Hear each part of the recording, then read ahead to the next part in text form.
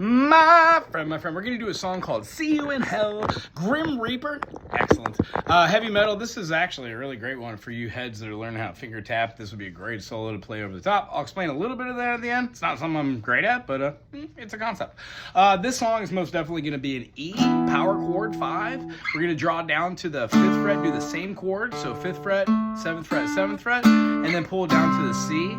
The whole point of this song is to have our distortion pedal on going crazy. I'm just going to throw it on acoustic. This is the intro. Keep your 8th notes going on your A string, finger on the 7th fret.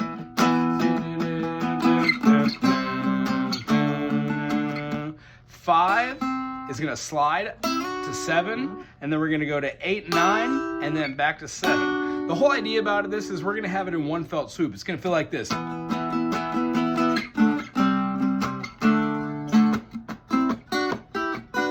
Interesting. That's the main motif of the whole top of it. It's really kind of fun. When you get it going really fast with those and the distortion, put your palm on the strings and get that muted palm mute kind of feel.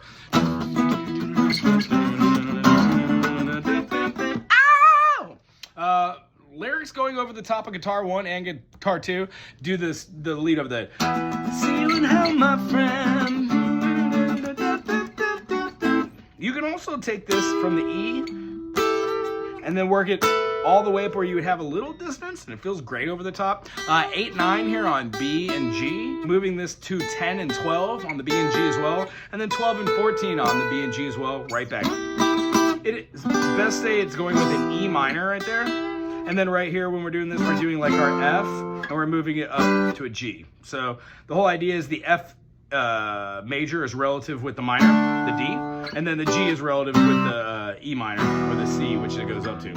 Lastly, after the verse, you don't just have this. You're going to be having this riff that turns this into half. See you in hell, my friend. Down to this. See you in hell, my friend. See you in hell. 7th fret for the E5, down to the 3rd fret for the C5. Then up a whole step or a major second for the D5, and then down a minor 3rd to the B5. Nice.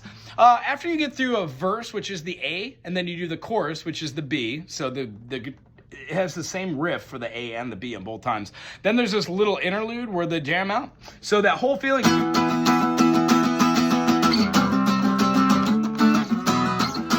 is grooving. When we have that, we get an E, F, G. That is incorrect.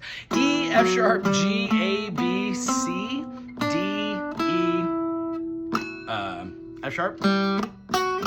All these notes that we have are part of something called the E minor. So we have E, F sharp, G, A, B, C, D, E. You can extend that.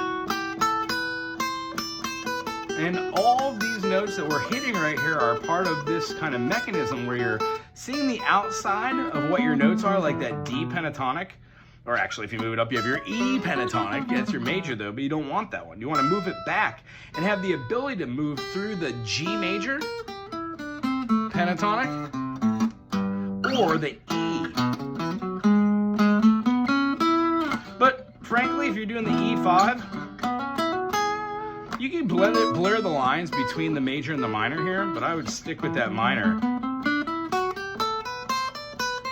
As I aforementioned, being able to do a line like, I don't know, if we're doing like E, F sharp, G, A, B, C, D, I would raise that to a C sharp to have a landing tone.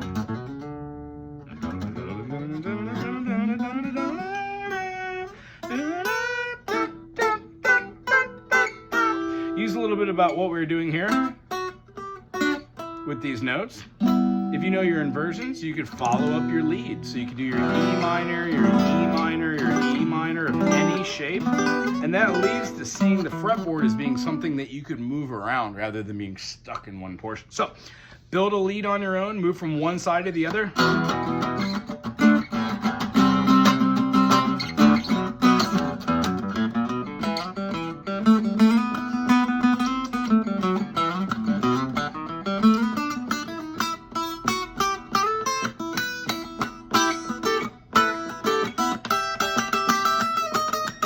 There's that harmonic minor, so I was wrong.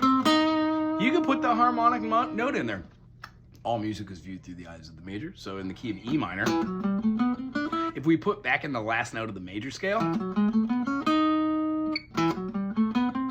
we get E harmonic minor. Very nice. Otherwise, it changes all the other chords. So I don't really think in the E harmonic minor, my seventh there is going to be the major. So maybe they just blend the line, but that's what I heard when I heard them doing it. Anywho, that's your soloing preference. Again, you could play an E minor, G major. If you're doing harmonic minor, the note that you're playing there is now the D sharp. So it changes all the notes that are inside of your key of G major or your E. You're actually just adding on a G augmented, which works because that gives you some tension.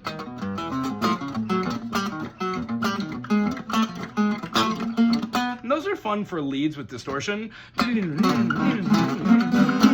You could work on rakes down, rakes up. You can move them above. When you do your rake up and rake down, they look the same on these three. But when you move to the next notes, it's a big old stretch. And these chords can feel a little tense. However, if you see them, you start to see them everywhere. And believe me, anytime you play diminish one place, they're pretty much a diminish everywhere else. This B diminish is also an F diminish, B diminish. You can do full diminish, half diminish, all sorts of chords. Anyway, if you enjoyed any of this, put a thumbs up, put something cool in the comment section. Enjoy this band. I couldn't find any tabs or anything out there. If you know where they are, put them in the comment section. Aloha!